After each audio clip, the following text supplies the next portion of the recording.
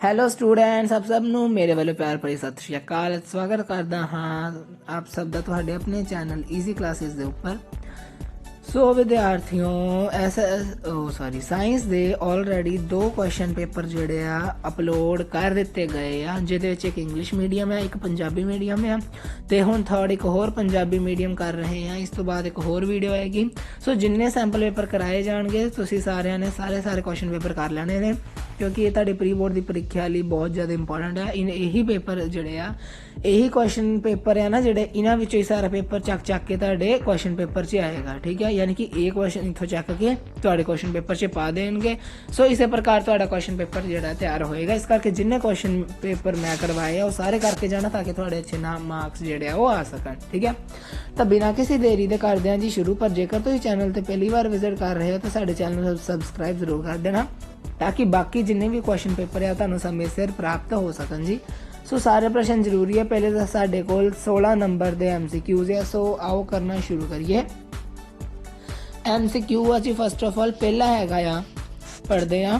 ਹੇਠ ਲਿਖੀ ਗਈ ਰਸਾਇਣਕ ਕਿਰਿਆ ਦੇ ਸੰਬੰਧ ਵਿੱਚ ਕਿਹੜੇ ਗਲਤ ਹਨ? ਠੀਕ ਆ, ਤਾਂ ਜਦੋਂ ਤੁਸੀਂ ਸਾਰਾ ਇਹ ਕੁਝ ਪੜੋਗੇ, A ਪੜੋਗੇ, B ਆਪਸ਼ਨ ਪੜੋਗੇ, C ਤੇ D ਪੜੋਗੇ, ਫਿਰ ਤੁਹਾਨੂੰ ਪਤਾ ਲੱਗੂਗਾ ਊੜਾ ਆਪਸ਼ਨ ਕਰੈਕਟ ਆ, A ਅਤੇ B ਦੋਨੋਂ ਹੀ ਗਲਤ ਆ। ਯਾਨੀ ਕਿ ਲੈਡ ਦਾ ਲਘੂਕਰਨ ਹੋਣਾ ਤੇ ਕਾਰਬਨ ਡਾਈਆਕਸਾਈਡ ਦਾ ਆਕਸੀਕਰਨ ਹੋਣਾ, ਇਹ ਦੋਨੋਂ ਹੀ ਆਪਣੇ ਕੋਲ ਇਨਕਰੈਕਟ ਆ, ਗਲਤ ਆ। ਠੀਕ, ਸੈਕੰਡ ਕੁਐਸਚਨ ਦੇਖੋ।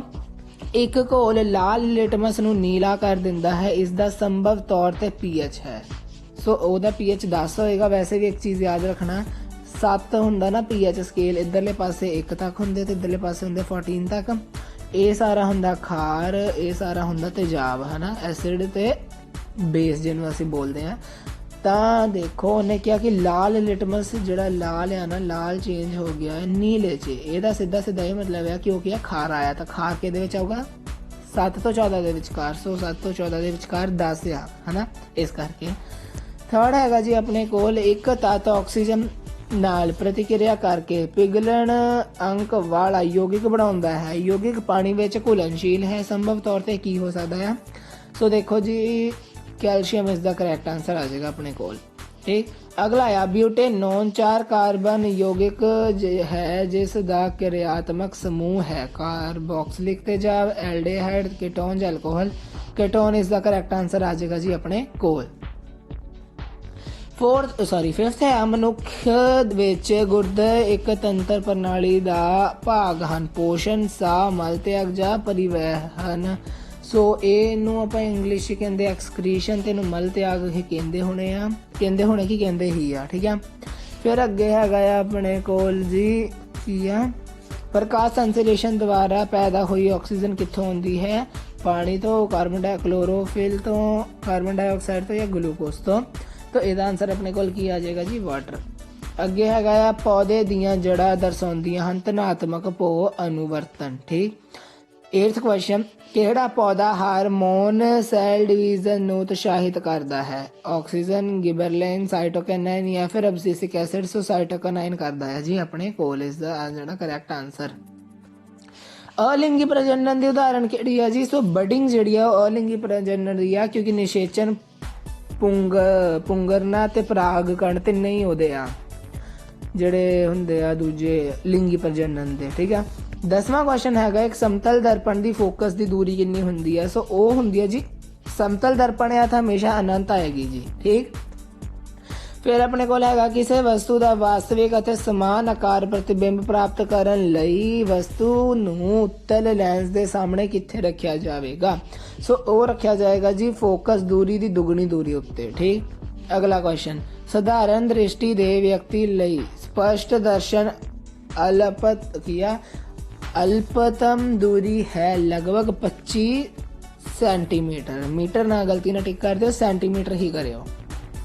ਫਿਰ ਆ ਮਨੁੱਖ ਜਿਸ ਭਾਗ ਵਿੱਚ, ਸੋ ਨੈਕਸਟ ਆਪਣੇ ਕੋਲ ਹੈਗਾ ਜੀ, ਮਨੁੱਖ ਅੱਖ ਜਿਸ ਭਾਗ ਉੱਤੇ ਵਸਤੂ ਦਾ ਪ੍ਰਤੀਬਿੰਬ ਬਣਾਉਂਦੀ ਹੈ ਉਹ ਡੈਸ਼ ਹੈ। ਸੋ ਉਹ ਹੁੰਦੀ ਹੈ ਜੀ ਰੈਟੀਨਾ। ਠੀਕ ਹੈ, ਫਿਰ ਅਗਲਾ ਕੁਐਸਚਨ ਹੈ, 2 ਚਾਲਕ ਤਾਰਾਂ ਜਿਨ੍ਹਾਂ ਦੇ ਪਦਾਰਥ ਲੰਬਾਈ ਅਤੇ ਵਿਆਸ ਬਰਾਬਰ ਹਨ ਕਿਸੇ ਬਿਜਲੀ ਸਰਕਟ ਵਿੱਚ ਜਿਸ ਦੇ 2 ਸਿਰੇ ਤੇ ਪੋਟੈਂਸ਼ੀਅਲ ਅੰਤਰ ਉਹੀ ਹੋਵੇ। ਪਹਿਲੀ ਲੜੀ ਅਤੇ ਫਿਰ ਸਮਾਂਤਰ ਜੋੜੀਆਂ ਗਈਆਂ ਲੜੀ ਅਤੇ ਸਮਾਂਤਰ ਸੰਯੋਗ ਵਿੱਚ ਉਤਪੰਨ ਤਾਪ ਦਾ ਅਨੁਪਾਤ ਕੀ ਹੋਏਗਾ? ਤੁਸੀਂ ਅਨੁਪਾਤ ਦੱਸਣਾ ਤਾਂ 2:1 ਹੋਏਗਾ ਜਾਂ ਫਿਰ 1:4 ਹੋਏਗਾ। ਇਹ ਇਹਨਾਂ ਦੋਨਾਂ 'ਚ ਮੇਰੇ ਖਿਆਲ 2:1 ਹੋਣਾ, ਬਾਕੀ ਇਹਨੂੰ ਚੈੱਕ ਕਰ ਲੈਣਾ ਕਿਤਾਬ ਦੇ ਨਾਲ ਮਿਲਾ ਕੇ। ਕਿਤਾਬ 'ਚ ਸ਼ਾਇਦ ਇਹ ਵਾਲਾ ਕੁਐਸਚਨ ਹੈਗਾ ਆ। ਅਗਲਾ ਹੈਗਾ ਹੇਠ ਲਿਖਿਆ ਵਿੱਚੋਂ ਮੁੱਢਲੇ ਖਪਤਕਾਰ ਹਨ। ਸੋ ਇਹ ਤੁਹਾਡੇ ਕੋਲ ਕਿਹੜੇ ਆ ਜੀ? ਹਾਰਬੀਵੋਰਸ ਯਾਨੀ ਕਿ ਸ਼ਾਕਾਹਾਰੀ। ਠੀਕ ਹੈ। ਫਿਰ ਆਪਣੇ ਕੋਲ ਲਾਸਟ ਕੁਐਸਚਨ ਆ ਹੇਠ ਲਿਖਿਆ ਵਿੱਚੋਂ ਕਿਹੜਾ ਵਾਤਾਵਰਣ ਪੱਖੀ ਵਿਵਹਾਰ ਦਰਸਾਉਂਦਾ ਹੈ? ਬਾਜ਼ਾਰ ਜਾਂਦੇ ਸਮੇਂ ਕੱਪੜੇ ਦਾ ਥੈਲਾ ਲੈਣਾ, ਬਿਲਕੁਲ ਠੀਕ। ਕੰਮ ਖਤਮ ਹੋ ਜਾਣ ਤੇ ਬਲਬ ਅਤੇ ਪੱਖੇ ਦਾ ਸਵਿਚ ਬੰਦ ਕਰਨਾ, ਇਹ ਵੀ ਠੀਕ ਆ। ਮੰਮੀ ਦੁਆਰਾ ਸਕੂਟਰ ਤੇ ਛੱਡਣ ਦੀ ਬਜਾਏ ਤੁਹਾਡੇ ਸਕੂਲ ਤੱਕ ਪੈਦਲ ਜਾਣਾ, ਇਹ ਵੀ ਠੀਕ ਹੈ। ਸੋ ਉਪਰੋਕਤ ਸਾਰੇ ਠੀਕ ਹੈ। ਸੋ ਸੱਚਾ ਆਪਸ਼ਨ। ਹੁਣ ਮੈਂ ਸਕਰੋਲ ਕਰੂੰਗਾ, ਸਾਰੇ ਕੁਐਸਚਨ ਤੁਸੀਂ ਦੇਖ ਲੈਣੇ ਆ, ਫਿਰ ਅਸੀਂ ਇੱਕ ਇੱਕ ਕਰਕੇ ਤੁਹਾਨੂੰ ਇਹਨਾਂ ਦੇ ਆਨਸਰ ਕਰਵਾ ਦੇਣੇ ਆ। ਸਾਰੇ ਹੀ ਆਨਸਰ ਇਕੱਠੇ ਹੀ ਕਰਾ ਦੇਣੇ ਆ, ਇਸ ਕਰਕੇ ਤੁਸੀਂ ਪਹਿਲੇ ਹੀ ਸਾਰੇ ਕੁਐਸਚਨਾਂ ਨੂੰ ਦੇਖ ਲਓ ਤਾਂ ਕਿ ਤੁਹਾਨੂੰ ਕਰਨੇ ਸੌਖੇ ਰਹਿਣ। ਠੀਕ ਹੈ। ਇਹ ਹੈਗੇ ਆ ਫਿਰ 3-3 ਅੰਕਾਂ ਵਾਲੇ ਤੇ ਆ ਰਹੇ ਫਿਰ 5-5 ਅੰਕਾਂ ਵਾਲੇ। ਠੀਕ ਹੈ। ਸੋ ਕਰਦੇ ਹਾਂ ਜੀ ਹੁਣ ਇਹਨਾਂ ਨੂੰ ਕਰਨਾ ਸ਼ੁਰੂ।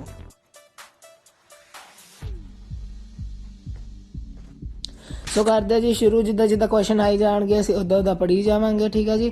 ਤਾਂ ਦੇਖੋ ਪਹਿਲਾਂ ਆਪਣੇ ਕੋਲ ਕੁਐਸਚਨ ਕੀ ਹੈ ਜੀ? ਕਹਿੰਦਾ ਮੈਗਨੀਸ਼ੀਅਮ ਰੀਬਨ ਦੇ ਜਲਾਉਣ ਤੇ ਮੈਗਨੀਸ਼ੀਅਮ ਰੀਬਨ ਨੂੰ ਜਲਾਉਣ ਉਪਰੰਤ ਸਾਫ਼ ਕਿਉਂ ਕੀਤਾ ਜਾਂਦਾ ਹੈ? ਦੇਖੋ ਕਿਉਂਕਿ ਮੈਗਨੀਸ਼ੀਅਮ ਰੀਬਨ ਹਵਾ ਵਿੱਚ ਮੌਜੂਦ ਆਕਸੀਜਨ ਗੈਸ ਨਾਲ ਕਿਰਿਆ ਕਰਦਾ ਹੈ, ਜਿਸ ਕਾਰਨ ਮੈਗਨੀਸ਼ੀਅਮ ਆਕਸਾਈਡ ਪੈਦਾ ਹੁੰਦਾ ਹੈ, ਜੋ ਕਿ ਇੱਕ ਚਿੱਟੇ ਰੰਗ ਦੀ ਪਰਤ ਦੇ ਰੂਪ ਵਿੱਚ ਮੈਗਨੀਸ਼ੀਅਮ ਰੀਬਨ ਦੇ ਉੱਤੇ ਜੰਮ ਜਾਂਦਾ ਹੈ।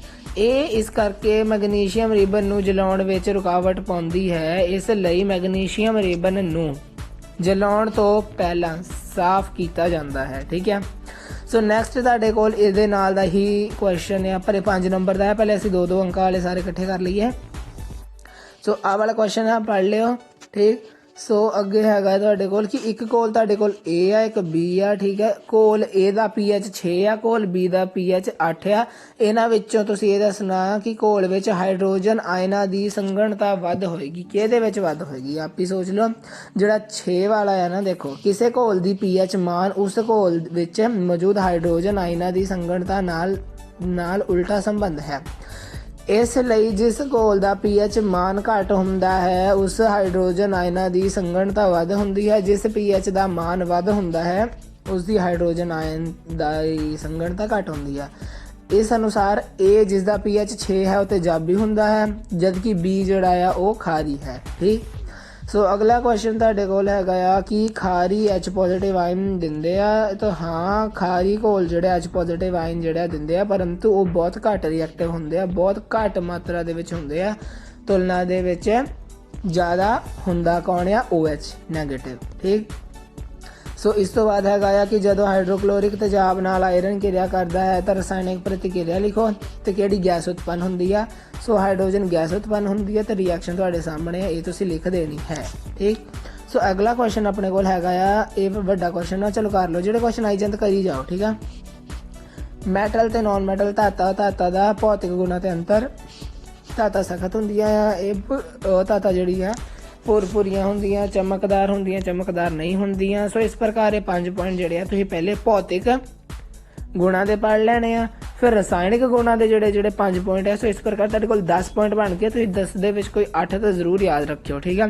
ਤਾਂ ਇਸ ਤੋਂ ਅੱਗੇ ਆਪਣੇ ਕੋਲ ਕਿਹੜਾ ਕੁਐਸਚਨ ਹੈ? ਇਸ ਤੋਂ ਅੱਗੇ ਕੋਈ ਵਸਤੂ ਜੀਵੰਤ ਹੈ, ਇਸ ਦਾ ਨਿਰਣਾ ਕਿਹੜੇ ਮਾਪਦੰਡਾਂ ਤੇ ਹੁੰਦਾ ਕਿ ਜੀਵੰਤ ਦੀ ਗਤੀ, ਸਾਹ ਲੈਂਦਾ ਹੈ, ਭੋਜਨ ਖਾਂਦਾ ਹੈ, ਵਾਧਾ, ਵਿਕਾਸ, ਪ੍ਰਜਨਨ, ਜਾਂ ਫਿਰ ਵਸਤੂ ਆਪਣੇ ਸਰੀਰ ਵਿੱਚੋਂ ਫਾਲਤੂ ਅਤੇ ਜ਼ਹਿਰੀਲੇ ਪਦਾਰਥ ਦਾ ਮਲ ਤਿਆਗ ਕਰਦੀ ਹੈ ਕਿ ਨਹੀਂ। ਠੀਕ ਆ। ਇਹ ਸਾਰੇ ਫੈਕਟਰ ਡਿਪੈਂਡ ਕਰਦੇ ਆ। ਅਗਲਾ ਵੀ ਡਿਫਰੈਂਸ ਵਾਲਾ ਕੁਐਸਚਨ ਆ ਕਿ ਸਵੈ ਪੋਸ਼ੀ ਤੇ ਪਰ ਪੋਸ਼ੀ ਦਾ ਡਿਫਰੈਂਸ। ਸੋ ਇਹ ਵੀ ਤੁਸੀਂ ਜ਼ਰੂਰ ਯਾਦ ਕਰੋਗੇ। ਠੀਕ। 3 ਖਰੇ 2 ਹੀ ਪੁਆਇੰਟ ਹੈ ਇਹਦੇ। ਹਾਂਜੀ, ਬਸ 2 ਹੀ ਪੁਆਇੰਟ ਆ। ਫਿਰ ਹੈਗਾ ਅਗਲਾ ਜਿਹੜਾ ਡਿਫਰੈਂਸ ਉਹ ਹੈਗਾ ਆਕਸੀ ਅਤੇ ਅਣਆਕਸੀ ਸਾਹ ਕਿਰਿਆ ਦਾ ਡਿਫਰੈਂਸ। ਠੀਕ ਹੈ। ਸੋ ਇਹ ਵੀ ਬਹੁਤ ਇੰਪੋਰਟੈਂਟ ਆ ਤੇ ਯਾਦ ਜ਼ਰੂਰ ਕਰ ਲੈਣਾ ਕਿ ਇਹਦੇ ਵਿੱਚ ਕਿੱਦਾਂ ਹੁੰਦੀ ਆ। ਠੀਕ ਹੈ ਜੀ। ਸੋ ਅਸੀਂ ਅਗਲਾ ਕੁਐਸਚਨ ਦੇਖਦੇ ਹਾਂ। ਦੇਖੋ ਮੈਂ ਸੋਲੂਸ਼ਨ ਤੁਹਾਨੂੰ ਪ੍ਰੋਵਾਈਡ ਕਰਵਾਤਾ ਹੈ ਤੇ ਤੁਸੀਂ ਇੱਕ ਵਾਰੀ ਇੱਕ ਕਰਕੇ ਸਾਰੇ ਕੁਐਸਚਨਾਂ ਨੂੰ ਪੜ੍ਹ ਲੈਣਾ। ਠੀਕ ਹੈ। ਤਾਂ ਕਿ ਤੁਹਾਨੂੰ ਕੋਈ ਵੀ ਪਰੇਸ਼ਾਨੀ ਨਾ ਹੋਏ। ਠੀਕ ਆ। ਫਿਰ ਤੁਹਾਡੇ ਕੋਲ ਇਹ ਵੀ ਆ ਜਾਇਲਮ ਵਿੱਚ ਪ੍ਰਵਾਹਨ ਤੇ ਫਲੋਇਮ ਵਿੱਚ ਪ੍ਰਵਾਹਨ, ਇਹਦੇ 2 ਹੀ ਅੰਤਰ ਹੈ। ਇਹ ਵੀ ਚੰਗੀ ਤਰ੍ਹਾਂ ਕਰ ਲਿਓ। ਅੰਤਰ ਵਾਲੇ ਕੁਐਸਚਨ ਬਹੁਤ ਆਏ ਆ। ਠੀਕ। ਇਹ ਤੁਸੀਂ ਮਤਲਬ ਕਰ ਸਕਦੇ ਹੋ ਜੇ ਕਰਨਾ, ਪਰ ਪੇਪਰ ਦੇ ਵਿੱਚ ਨਹੀਂ ਹੈ। ਠੀਕ ਆ।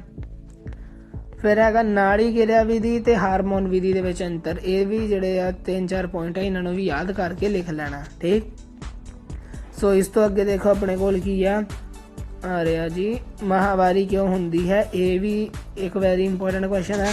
ਸੋ ਇਹਨੂੰ ਤੁਸੀਂ ਯਾਦ ਕਰ ਲਿਓ ਕਿ ਨਾਰੀ ਸਰੀਰ ਵਿੱਚ ਜਿਹੜਾ ਹਰ ਮਹੀਨੇ ਕੀ ਆ ਮਹੀਨੇ ਵਿੱਚ ਇੱਕ ਅੰਡਾ ਛੱਡਦਾ ਹੈ। ਸੋ ਕਿਵੇਂ ਆ ਹੁੰਦਾ ਹੈ ਤੇ ਮਾਹਵਾਰੀ ਲਗਭਗ 2 ਤੋਂ 8 ਦਿਨ ਤੱਕ ਰਹਿੰਦੀ ਹੈ। ਇੱਦਾਂ ਤੁਸੀਂ ਇਹਨੂੰ ਲਿਖ ਲੈਣਾ। ਤੇ ਇਸ ਤੋਂ ਅਗਲਾ ਤੁਹਾਡੇ ਕੋਲ ਕੁਐਸਚਨ ਹੈ ਫੁੱਲ ਦਾ। ਇਹ ਤੁਹਾਡੇ ਕੋਲ 5 ਨੰਬਰ ਦਾ ਕੁਐਸਚਨ ਹੈ ਜਿਹਦੇ ਵਿੱਚ ਤੁਸੀਂ ਫੁੱਲ ਦਾ ਆਹ ਸੋਹਣਾ ਜਿਹਾ ਡਾਇਗਰਾਮ ਬਣਾ ਕੇ ਇਹਦੀ ਲੇਬਲਿੰਗ ਕਰਨੀ ਹੈ ਕਿ ਹਰੀ ਪੱਤੀਆਂ ਕਿਹੜਾ ਹੈ, ਅੰਡਕੋਸ਼ ਕਿਹੜਾ, ਇਸਤਰੀ ਕੇਸਰ ਕਿਹੜਾ, ਪੁੰਗ ਕੇਸਰ ਕਿਹੜਾ ਹੈ। ਠੀਕ ਹੈ। ਤਾਂ ਇਸ ਤੋਂ ਬਾਅਦ ਤੁਹਾਡੇ ਕੋਲ ਹੈਗਾ ਆ ਮਨੁੱਖ ਵਿੱਚ ਜਿਹੜਾ ਬੱਚੇ ਦਾ ਲਿੰਗ ਨਿਰਧਾਰਨ ਕਿਵੇਂ ਹੁੰਦਾ ਹੈ। ਸੋ ਉਹਦੇ ਲਈ ਤੁਸੀਂ ਆ ਸਾਰਾ ਪੈਰਾ ਲਿਖੋਗੇ ਤੇ ਆ ਜਿਹੜੇ 2 ਕੇਸ ਹੇਠਾਂ ਲਿਖਿਆ ਤੁਸੀਂ ਇਹ 2 ਕੇਸ ਲਿਖੋਗੇ। ਠੀਕ ਹੈ। ਸੋ ਨੈਕਸਟ ਸਾਡੇ ਕੋਲ ਹੈਗਾ ਆ ਜੀ ਉਸ ਉੱਤਲ ਦਰਪਣ ਦੀ ਫੋਕਸ ਦੂਰੀ ਗਿਆਤ ਕਰੋ ਜਿਸ ਦਾ ਵਕਰਤਾ ਦਾ ਅਰਧ ਵਿਆਸ ਜਿਹੜਾ 32 ਸੈਂਟੀਮੀਟਰ ਆ। ਸੋ ਛੋਟਾ ਜਿਹਾ ਹੀ ਆ, ਤੁਸੀਂ ਫੋਕਸ ਦਾ ਫਾਰਮੂਲਾ ਯਾਦ ਰੱਖਣਾ ਜੋ ਕਿ ਹੁੰਦਾ r/2। r ਤੁਹਾਨੂੰ 32 ਦਿੱਤੀ ਹੈ ਤਾਂ ਤੁਸੀਂ 32/2 ਕਰਕੇ 16 ਕੱਢ ਦੇਣਾ ਆਨਸਰ। ਠੀਕ ਆ ਬਸ। ਨੈਕਸਟ ਹੈਗਾ ਕਿਸੇ ਚਾਲਕ ਦੀ ਪ੍ਰਤੀਰੋਧਕਤਾ ਕਿਹੜੇ ਕਾਰਕਾਂ ਤੇ ਨਿਰਭਰ ਕਰਦੀ ਹੈ। ਸੋ ਚਾਲਕ ਦੀ ਲੰਬਾਈ, ਚਾਲਕ ਦੇ ਪਰਿਖੇਤਰ, ਕਾਰ ਦਾ ਪਰਿਖੇਤਰ, ਕਾਰ ਦਾ ਖੇਤਰਫਲ, ਚਾਲਕ ਦੀ ਪ੍ਰਕਿਰਤੀ। ਠੀਕ ਆ ਨੇਚਰ ਜਿਹਨੂੰ ਤੁਸੀਂ ਕਹਿੰਦੇ ਆ ਉਹ। ਠੀਕ। ਇਸ ਤੋਂ ਬਾਅਦ ਜਿਹੜਾ ਤੁਹਾਡੇ ਕੋਲ ਹੈਗਾ ਜੀ ਉਹ ਕੀ ਆ ਆਹ ਆ ਕੀ ਘਰੇਲੂ ਬਿਜਲੀ ਵਿੱਚ ਲੜੀ ਸੰਯੋਗਤਾ ਦਾ ਉਪਯੋਗ ਕਿਉਂ ਨਹੀਂ ਕੀਤਾ ਜਾਂਦਾ। ਸੋ ਇਹਦੇ ਆਪਣੇ ਕੋਲ 3 ਪੁਆਇੰਟਸ ਨੇ। ਸੋ ਇਹ 3 ਪੁਆਇੰਟਸ ਪੜ੍ਹ ਲੈਣਾ, ਬਿਜਲੀ ਵਾਲੇ ਚੈਪਟਰ ਦਾ ਕੁਐਸਚਨ ਹੈ। ਫਿਰ ਤੁਹਾਡੇ ਕੋਲ ਹੈਗਾ ਜੀ ਤੁਸੀਂ ਇਹਦਾ ਚਿੱਤਰ ਯਾਨੀ ਕਿ ਡਾਇਗਰਾਮ ਬਣਾਉਣਾ ਸੀ ਚੁੰਬਕ ਦਾ ਜਿਹਦੇ ਵਿੱਚ ਤੁਸੀਂ ਆ ਸ਼ੋਅ ਕਰਨੇ ਸੀ ਕਿਸ ਪ੍ਰਕਾਰ ਇਹਦੇ ਹੈਗੇ ਆ। ਠੀਕ ਹੈ।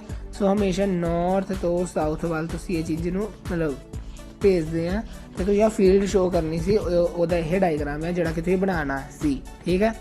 ਸੋ ਫਿਰ ਤੁਹਾਡੇ ਕੋਲ ਹੈਗਾ ਬਿਜਲੀ ਦਾ ਸ਼ਾਰਟ ਸਰਕਟ ਕਦੋਂ ਹੁੰਦਾ ਹੈ। ਸੋ ਇਹਨੂੰ ਚਲੋ ਪੜ੍ਹ ਹੀ ਲੈਂਦੇ ਆ। ਕਈ ਵਾਰ ਤਾਂਬੇ ਦੀਆਂ ਤਾਰਾਂ ਉੱਤੇ ਚੜਿਆ ਹੋਇਆ ਪਲਾਸਟਿਕ ਦਾ ਬਿਜਲੀ ਰੋਧਕ ਕਵਚ ਟੁੱਟ ਜਾਂਦਾ ਹੈ ਜਿਸ ਕਾਰਨ ਲਾਈਵ ਤਾਰ ਅਤੇ ਉਦਾਸੀਨ ਤਾਰ ਇੱਕ ਦੂਜੇ ਦੇ ਸੰਪਰਕ ਵਿੱਚ ਆ ਜਾਂਦੀਆਂ ਹਨ। ਇਸ ਅਵਸਥਾ ਵਿੱਚ ਸਰਕਟ ਦਾ ਪ੍ਰਤੀਰੋਧ ਖਤਮ ਹੋ ਜਾਂਦਾ ਹੈ ਤੇ ਸਰਕਟ ਵਿੱਚੋਂ ਇੱਕਦਮ ਹੀ ਬਹੁਤ ਅਧਿਕ ਬਿਜਲੀ ਧਾਰਾ ਪ੍ਰਵਾਹਿਤ ਹੋਣ ਲੱਗ ਜਾਂਦੀ ਹੈ। ਇਸ ਨੂੰ ਸ਼ਾਰਟ ਸਰਕਟ ਕਿਹਾ ਜਾਂਦਾ ਹੈ। ਇਸ ਦੀ ਵਜ੍ਹਾ ਕਾਰਨ ਕਈ ਵਾਰ ਤਾਰਾਂ ਨੂੰ ਵੀ ਅੱਗ ਲੱਗ ਜਾਂਦੀ ਹੈ। ਠੀਕ। ਸੋ ਇਹ ਜਿੰਨੇ ਕੋ ਕੁਐਸਚਨ ਮੈਂ ਕਰਵਾ ਸਕਦਾ ਸੀ ਜਾਂ ਫਿਰ ਜਿੰਨੇ ਕੁ ਕਰਨੇ ਸੀਗੇ ਉਨੇ ਕੁ ਅਸੀਂ ਕਰ ਲਏ। ਸੋ ਉੱਪਰ ਇੱਕ ਕੁਐਸਚਨ ਮੈਂ ਕਿਹਾ ਸੀ 5 ਨੰਬਰ ਵਾਲਾ ਸੀ, ਬਾਅਦ 'ਚ ਕਰਾਂਗੇ। ਆਓ ਦੇਖੀਏ ਕਿਹੜਾ ਕੁਐਸਚਨ ਸੀਗਾ, ਉਹਨੂੰ ਵੀ ਕਰ ਲਈਏ। ਫਿਰ ਅਸੀਂ ਕਰਦੇ ਹਾਂ ਜੀ ਐਂਡ ਇਸ ਵੀਡੀਓ ਨੂੰ। ਬਸ ਉਹ ਲਾਸਟ ਕੁਐਸਚਨ ਜਿਹੜਾ ਸੀਗਾ ਉਹ ਕਰ ਲਈਏ। ਆ ਰਿਹਾ ਜਿਹਦੇ ਵਿੱਚ ਤੁਸੀਂ ਖੋਰਨ ਤੇ ਦੁਰਗੰਧਤਾ ਬਾਰੇ ਦੱਸਿਆ ਸੀ। ਤਾਂ ਖੋਰਨ ਦਾ ਤਾਂ ਤੁਹਾਨੂੰ ਪਤਾ ਹੀ ਹੈ ਕਿ ਮੈਟਲ ਦੀ ਸਰਫੇਸ ਕਿੱਦਾਂ ਖੁਰ ਜਾਂਦੀ ਆ ਆਕਸੀਜਨ ਨਾਲ ਰਿਐਕਟ ਕਰਕੇ, ਵਾਟਰ ਨਾਲ ਰਿਐਕਟ ਕਰਕੇ। ਤੇ ਦੂਜਾ ਸੀਗਾ ਦੁਰਗੰਧਤਾ ਕਿ ਜਿਹੜੇ ਤੇਲ ਅਤੇ ਫੈਟ ਰੱਖਣ ਵਾਲੇ ਭੋਜਨ ਪਦਾਰਥ ਆ ਉਹਨਾਂ ਨੂੰ ਨਾਈਟ੍ਰੋਜਨ ਗੈਸ ਵਾਲੇ ਪੈਕਟ ਦੇ ਵਿੱਚ ਪੈਕ ਕਰਕੇ ਰੱਖਿਆ ਜਾਂਦਾ ਤਾਂ ਕਿ ਉਹਨਾਂ ਨੂੰ ਲੰਬੇ ਸਮੇਂ ਤੱਕ ਵਰਤਿਆ ਜਾਵੇ। ਠੀਕ ਹੈ। ਸੋ ਅਸੀਂ ਸਾਰੇ ਕੁਐਸਚਨ ਕਰ ਲਏ। ਇਹਦੇ ਨਾਲ ਹੀ ਸਾਡਾ ਪੇਪਰ ਹੋਇਆ ਜੀ ਕੰਪਲੀਟ।